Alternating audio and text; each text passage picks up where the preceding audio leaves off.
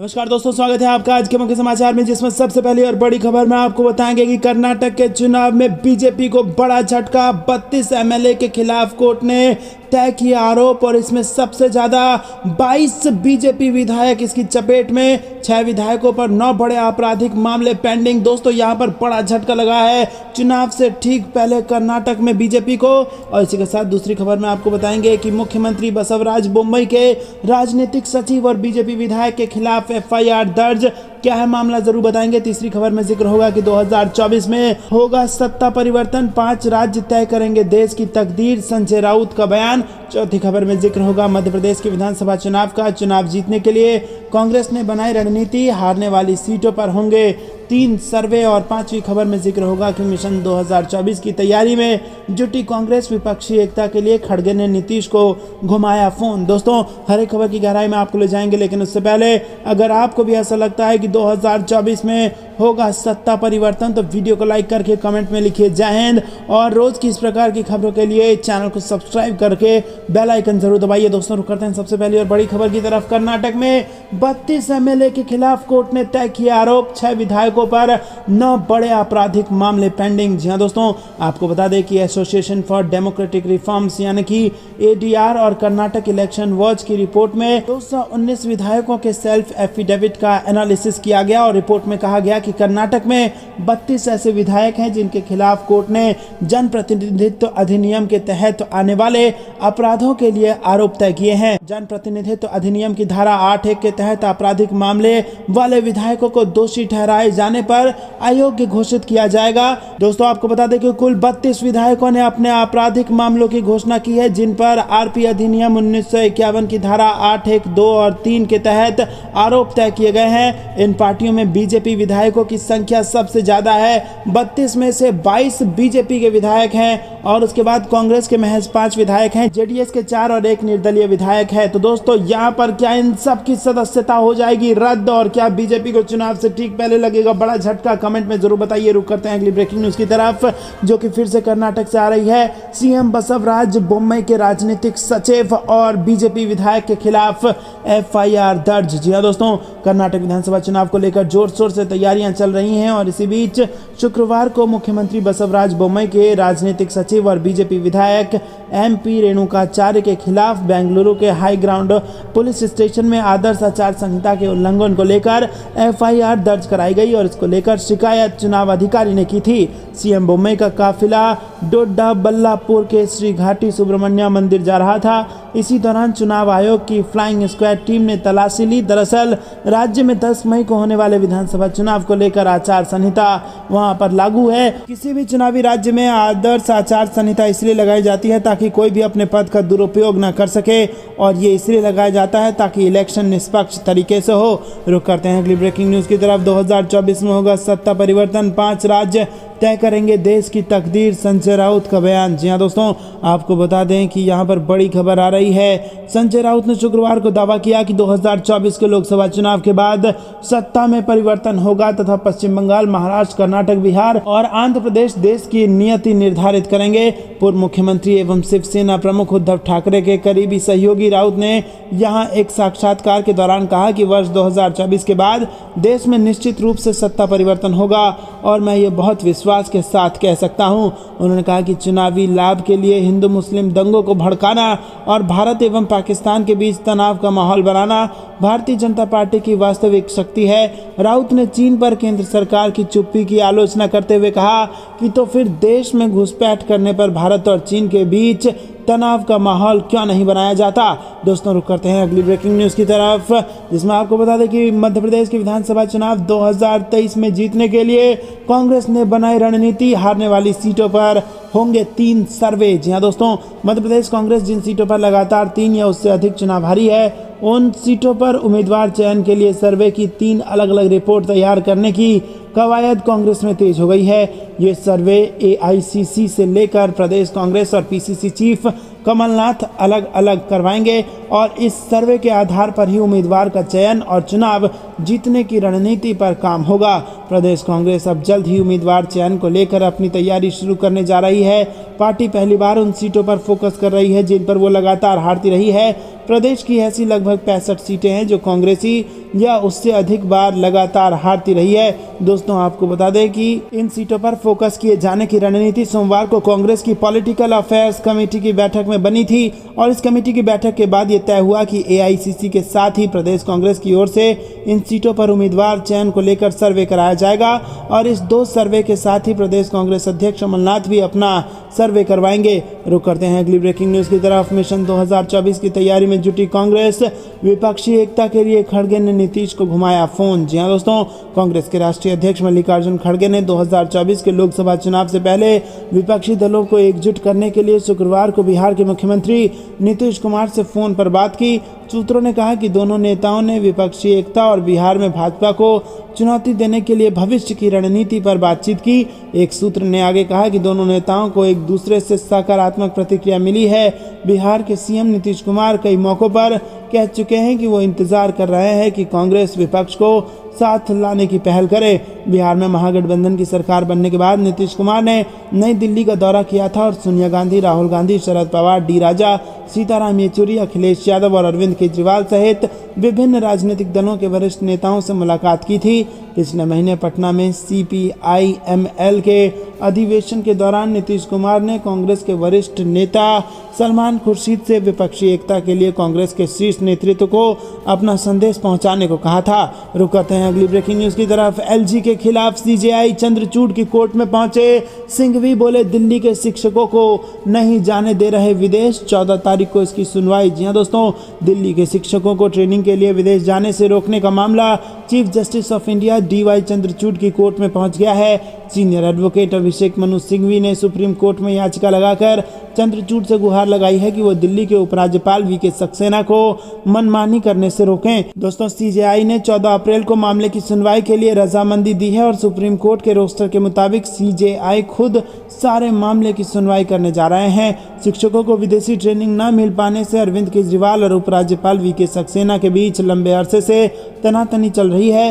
सरकार के प्रस्ताव को मंजूर न करने पर केजरीवाल इतने ज्यादा विफर गए थे कि वो अपने मंत्रियों और विधायकों के साथ उपराज्यपाल के घर तक पहुंच गए और 16 जनवरी को ये वाकया देखने को मिला। उनकी मांग थी कि 30 शिक्षकों को फिनलैंड भेजने वाले प्रस्ताव को LG तत्काल मंजूर करें। रुक करते हैं अगली ब्रेकिंग न्यूज की तरफ। अमित शाह के रमजान में बिजली वाले बयान पर अखिलेश यादव का पलटवार, CM योगी पर कसा तीखा तंज। जी हां दोस्तों, आपको बता दें कि समाजवादी पार्टी के राष्ट्रीय अध्यक्ष अखिलेश यादव ने आजमगढ़ में गृह मंत्री अमित शाह द्वारा रमजान के मौके पर बिजली वाले बयान पर पलटवार किया और यूपी के पूर्व CM अखिलेश यादव ने ट्वीट करते हुए CM योगी आदित्यनाथ को भी घेरा है। अखिलेश यादव ने ट्वीट कर लिखा कि जिस भाजपा सरकार ने उत्तर प्रदेश में एक भी पावर प्लांट नहीं लगाया और जिनके मुख्यमंत्री एक भी बार super critical thermal power plant बोल तक नहीं पाए, वो उत्तर प्रदेश में बिजली की बात कर रहे हैं। प्रदेश के वर्तमान व भविष्य को अंधेरे में ढकेलने वालों के मुंह से प्रकाश की बातें अच्छी नहीं लगती। बता दें कि आजमगढ़ पहुंचे गृह मंत्री अमित शाह ने कहा था कि मुझे उत्तर प्रदेश ठीक से याद है, जहां पहले कोई रात नहीं थी जब बिजली मिलती थी, केवल रमजान के मौके पर यहां बिजली मिलती थी। आजमगढ़ की छवि को धूमिल करने का काम सपा बसपा की सरकार ने किया है। जिस आजमगढ़ को पूरे देश में आतंक के केंद्र के रूप में जाना जाता था, वहां पर संगीत के महाविद्यालय की नींव रखने का काम किया है। इसके साथ ही आजमगढ़ में गृह मंत्री अमित शाह ने कहा कि समाजवादी पार्टी और बहुजन समाजवादी पार्टी की सरकारों ने आजमगढ़ की छवि को धूमिल करने का कार्य किया था। रुक करते हैं अगली ब्रेकिंग न्यूज की तरफ। लग रहा है हाई कोर्ट खुद को सुप्रीम कोर्ट से बड़ा मानने लगा है, कहते हुए सुप्रीम कोर्ट ने मणिपुर हाई कोर्ट को जारी किया अवमानना का नोटिस। जी हां दोस्तों, सुप्रीम कोर्ट ने अपने आदेश की अवहेलना पर मणिपुर हाई कोर्ट को कड़ी फटकार लगाई है और अवमानना का नोटिस जारी कर दिया है। हाई कोर्ट की एक कर्मचारी के प्रमोशन से जुड़ी याचिका पर सुनवाई करते हुए सुप्रीम कोर्ट में जस्टिस MR शाह ने कहा कि लगता है हाई कोर्ट अपने आप को सुप्रीम कोर्ट से बड़ा मानने लगा है। चीफ जस्टिस से कह दीजिए कि इसे ईगो का इशू ना बनाएं।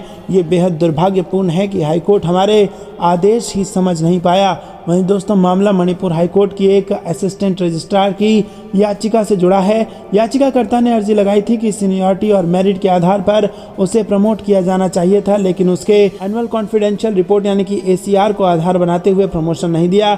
याचिकाकर्ता के मुताबिक 2016-17 व 19-20 के ACR को नज़रअंदाज कर दिया जाए तो भी 5 साल की अवधि के जो बाकी एसीआर हैं उस आधार पर प्रमोशन मिलना चाहिए था। रुक करते हैं अगली ब्रेकिंग न्यूज़ की तरफ। इसमें आपको बता दें कि मध्य प्रदेश में भाजपा के लिए बुरे संकेत आ रहे हैं और यहाँ पर शिवराज सिंह चौहान की घटती प्रभाव या फिर नाराजगी के कारण उनको साइडलाइन किया जा सकता है। असमंजस में है बीजेपी। जी हाँ दोस्तों, आपको बता दें कि मध्य प्रदेश में खुद को असमंजस की स्थिति में बीजेपी पा रही है और साल के अंत में यहाँ विधानसभा चुनाव होने हैं और इस बीच पार्टी में इस बात पर आम सहमति है कि वो मौजूदा मुख्यमंत्री शिवराज के नेतृत्व में सत्ता बरकरार रखने की उम्मीद नहीं है। जी हाँ दोस्तों, आपको बता दें कि मौजूदा मुख्यमंत्री शिवराज चौहान के नेतृत्व में नहीं है ये उम्मीद कि इन्हीं के नेतृत्व में चुनाव लड़ा जाएगा और मध्य प्रदेश में विचित्र स्थिति देखी जा रही है क्योंकि बीजेपी सत्ता विरोधी लहर से जूझ रही है और जमीनी स्तर पर ये पार्टी के खिलाफ है। और आपको बता दें कि यहाँ पर 16 वर्षों से मध्य प्रदेश में मुख्यमंत्री हैं शिवराज सिंह चौहान, लेकिन अब आपको बता दें कि क्योंकि कोई दूसरा चेहरा नहीं मिल रहा है इसीलिए वो मुख्यमंत्री बने हुए हैं, ऐसा समझ में आ रहा है। और आपको बता दें कि चुनाव से ठीक पहले अगर यहाँ पर किसी दूसरे नेता का चेहरा सामने किया गया तो कार्यकर्ताओं में जो होगा वो देखने लायक होगा। और यहाँ पर आपको बता दें कि बीजेपी में जबरदस्त उथल पुथल मचने वाली है और अंदर खाने ये खबर आ रही है कि इस वक्त भाजपा असमंजस में है और पता नहीं चल रहा है कि किसके नाम पर 2023 का चुनाव लड़ा जाए। रुक करते हैं अगली ब्रेकिंग न्यूज़ की तरफ। सरकार ने संसद नहीं चलने दी। कांग्रेस अध्यक्ष मल्लिकार्जुन खड़गे ने केंद्र सरकार पर लगाया आरोप। जी हाँ दोस्तों, कांग्रेस अध्यक्ष मल्लिकार्जुन खड़गे संसद के सत्र के आखिरी दिन अडानी के मुद्दे पर विपक्षी पार्टियों के साथ तिरंगा मार्च निकालने के बाद प्रेस कॉन्फ्रेंस कर रहे हैं और इस दौरान उन्होंने कहा कि मोदी सरकार लोकतंत्र के बारे में तो बहुत सारी बातें करती है लेकिन वो लोकतंत्र को कोई महत्व नहीं देती है। कांग्रेस अध्यक्ष ने कहा कि हम ये जानना चाहते हैं कि कैसे सिर्फ 2.5 साल में अडानी की संपत्ति 12 लाख करोड़ कैसे बनी। उन्होंने कहा कि 50 लाख करोड़ का बजट महज 12 मिनट में कैसे पास किया गया। हमने उनसे ये सवाल हमेशा पूछा लेकिन जब कभी हम बोलने के लिए उठे हमें नोटिस दे देते थे और उसकी मांग करते थे तो वो हमें बोलने की इजाज़त नहीं देते थे। मुझे राजनीति में काम करते 50-52 साल हो गए, हमने इससे पहले ऐसा वक्त कभी नहीं देखा। दोस्तों रुक करते हैं अगली ब्रेकिंग न्यूज़ की तरफ। संजय राउत ने महाराष्ट्र में दिया बड़ा बयान और सरकार पर बोला हमला। जी हाँ दोस्तों, आपको बताते हैं कि शिवसेना के राज्यसभा सदस्य संजय राउत ने गुरुवार को महाराष्ट्र सरकार पर हमला बोला और आरोप लगाया कि राज्य को अंडरवर्ल्ड की तरह चलाया जा रहा है। उन्होंने कहा कि जैसा कभी मुंबई में संचालित होता था। पूर्व मुख्यमंत्री उद्धव ठाकरे के प्रमुख सहयोगी राउत ने कहा कि अपराधियों और भ्रष्टाचारियों को संरक्षण दिया जा रहा है और मुख्यमंत्री और उप मुख्यमंत्री अपना गिरोह चला रहे हैं। वहीं दोस्तों राउत ने आरोप लगाया कि ये कोई सरकार नहीं है, राज्य को अंडरवर्ल्ड की तरह चलाया जा रहा है जैसा कभी ठाणे और मुंबई से संचालित होता था। मुख्यमंत्री और उप मुख्यमंत्री अपने अपने गिरोह चला रहे हैं। बता दें कि उच्चतम न्यायालय ने बृहस्पतिवार को 14 राजनीतिक दलों द्वारा विपक्ष के खिलाफ केंद्रीय एजेंसियों के मनमाने इस्तेमाल का आरोप लगाने संबंधी याचिका पर सुनवाई करने से इनकार कर दिया था। इससे जुड़े सवाल पर राउत ने कहा कि शीर्ष अदालत के आदेश के बाद बीजेपी जिस तरह से जश्न मना रही है वो उनकी खुशी को प्रदर्शित करता है। उन्होंने दावा किया कि ईडी और सीबीआई का राजनीतिक विरोधियों के खिलाफ दुरुपयोग किया जा रहा है। बीजेपी की वॉशिंग मशीन में साफ होने वालों के खिलाफ कोई कार्रवाई क्यों नहीं की जा रही है। वॉशिंग मशीन का संदर्भ अक्सर बीजेपी के विरोधियों द्वारा दिया जाता है जो दावा करते हैं कि केंद्रीय एजेंसियों की जांच का सामना कर रहे विपक्षी दलों के नेता जब बीजेपी में शामिल हो जाते हैं तो उनके खिलाफ या तो जांच रोक दी जाती है या उन्हें क्लीन चिट दे दी जाती है। रुक करते हैं अगली ब्रेकिंग न्यूज़ की तरफ। परम मित्र को बचाने की कवायद में रौंदे सारे संसदीय रिवाज, षड्यंत्र रच डिस्क्वालीफाई कर दबा दी विपक्ष की आवाज़, खड़गे का बयान। जी हाँ दोस्तों, आपको बता दें कि अडानी मामले को लेकर कांग्रेस मोदी सरकार पर लगातार हमलावर है। पार्टी जेपीसी जांच की मांग कर रही है और कांग्रेस अध्यक्ष मल्लिकार्जुन खड़गे से लेकर राहुल गांधी और पार्टी के तमाम नेता अडानी के मुद्दे पर केंद्र से सवाल कर रहे हैं। पार्टी की मांग है कि पीएम मोदी अपने विदेश यात्रा के दौरान अडानी कितनी बार साथ ले गए और अडानी किन किन देशों के प्रधानमंत्रियों और उद्योगपतियों से मिले, इस पर चर्चा होनी चाहिए। इसी मुद्दे पर कांग्रेस अध्यक्ष ने गुरुवार को एक कविता के जरिए मोदी सरकार पर हमला बोला और कहा कि मोदी जी बातें मत बनाइए, भ्रष्टाचार की जांच करवाइए, जेपीसी जांच बिठाइए। खड़गे ने ट्वीट कर लिखा कि देश के इतिहास में ऐसा पहली बार हुआ, सत्ता पक्ष ने संसद को ठप कर लोकतंत्र की हत्या की, परम मित्र को बचाने की कवायद में सारे रिवाज तोड़ दिए, षड्यंत्र रच के डिस्क्वालीफाई कर दबा दी विपक्ष की आवाज। मोदी जी बात मत बनाइए, भ्रष्टाचार की जांच करवाइए, जेपीसी की जांच बिठाइए। तो दोस्तों इस ट्वीट से बीजेपी को लगी है बड़ी मिर्ची। रुक करते हैं अगली ब्रेकिंग न्यूज की तरफ, जो कि छत्तीसगढ़ से आ रही है। पहली बार बस्तर आएंगी प्रियंका गांधी,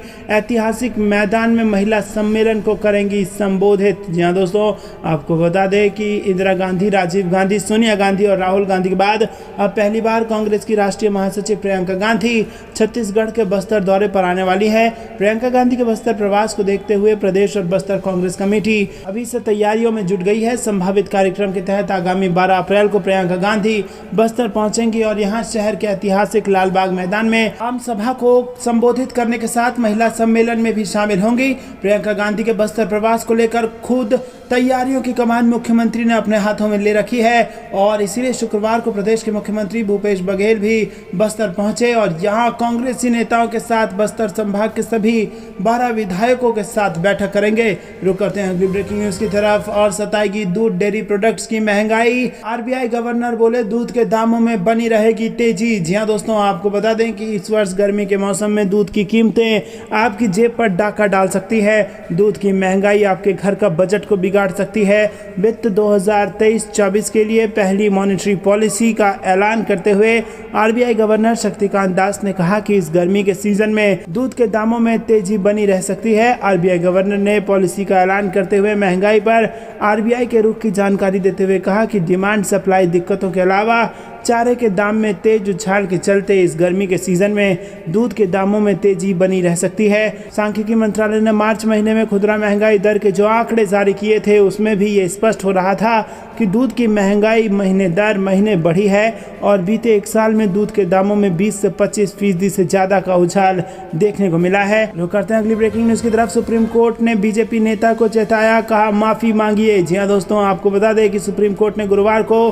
बीजेपी वकील और उत्तर प्रदेश इकाई के प्रवक्ता प्रशांत कुमार उमराव को चेताया है और अदालत ने उन्हें तमिलनाडु में बिहार के प्रवासी श्रमिकों पर हमले के बारे में झूठी सूचना फैलाने के आरोप पर कहा कि उन्हें अधिक जिम्मेदार होना चाहिए। अदालत ने उन्हें माफी मांगने के लिए कहा है। Justice B R. गवई और जस्टिस पंकज मित्तल ने की बेंच बीजेपी वकील और उत्तर प्रदेश इकाई के प्रवक्ता उमराव पर दायर 2 अलग-अलग याचिकाओं पर सुनवाई कर रही थी। हालांकि बीजेपी नेता को इस शर्त पर ट्रांजिट अग्रिम जमानत दे दी है कि वो अपना मोबाइल नंबर हर समय चालू रखेंगे और तमिलनाडु पुलिस को अपनी लाइव गूगल पिन लोकेशन भेजेंगे। रुक करते हैं अगली ब्रेकिंग न्यूज की तरफ, संसद के अंतिम दिन सदन से सड़क तक हंगामा।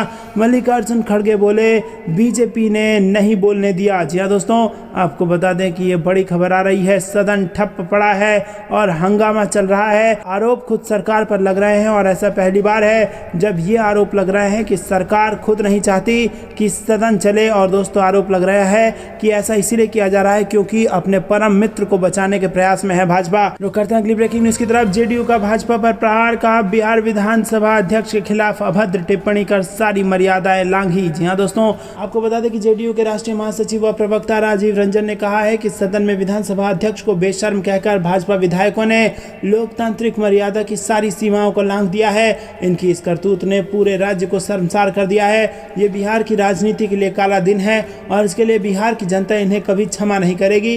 उन्होंने कहा कि भाजपाइयों को ये बताना चाहिए कि क्या प्रधानमंत्री मोदी, अमित शाह और जेपी नड्डा उन्हें इसी तरह के निंदनीय काम करने की ट्रेनिंग देते हैं। उन्होंने कहा कि दरअसल सत्ता से हटाए जाने के बाद इनका मानसिक संतुलन पूरी तरह से हिल गया है और रही सही कसर इनके दंगाइयों को समर्थन देने की बात जगजाहिर होने के बात ने पूरी कर दी है। इस बात से लोगों का ध्यान भटकाने के लिए ये लोग चोरी और सीना जोरी पर उतर आए हैं। बिहार विधानसभा के बजट सत्र का आखिरी दिन भी हंगामेदार रहा। विपक्ष ने राज्य में सांप्रदायिक हिंसा, जहरीली शराब से हुई मौतें, हत्या, अपहरण, दुष्कर्म और लूट आदि घटनाओं पर मुख्यमंत्री से सदन में जवाब जवाब देने की मांग को लेकर बुधवार को पहली पाली के दौरान आसन के पास जमकर नारेबाजी की। रुक करते हैं अगली ब्रेकिंग न्यूज की तरफ। एसएससी पेपर लीक मामले में तेलंगाना बीजेपी अध्यक्ष गिरफ्तार, बीजेपी का विरोध। जी हां दोस्तों, आपको बता दें कि एसएससी पेपर लीक मामले में तेलंगाना बीजेपी के अध्यक्ष और सांसद बंदी संजय कुमार को गिरफ्तार कर लिया गया है। जी हां दोस्तों, यहां पर बुधवार को गिरफ्तारी से कुछ घंटे पहले बंदी संजय को उनके करीमनगर स्थित आवास से तेलंगाना पुलिस ने हिरासत में लिया था। और उधर बंदी संजय की गिरफ्तारी को लेकर भाजपा कार्यकर्ताओं और नेताओं में जबरदस्त सन्नाटा देखने को मिल रहा है। जानकारी के मुताबिक संजय की गिरफ्तारी से पहले पुलिस की टीम उन्हें मेडिकल जांच के लिए वहां अस्पताल ले गई और बीजेपी कार्यकर्ताओं ने यहां पर विरोध किया, लेकिन उसके बाद पुलिस ने कार्यकर्ताओं पर लाठी चार्ज कर दिया और उसके बाद से बीजेपी में सन्नाटा है। और आपको बता दें कि बड़े नेता गिरफ्तार हो चुके हैं। एसएससी पेपर लीक का है मामला। तो दोस्तों, क्या अब इनको भी होगी 2 साल से ज्यादा की सजा और क्या इनकी भी हो जाएगी सदस्यता रद्द? कमेंट में जरूर बताइए। रुक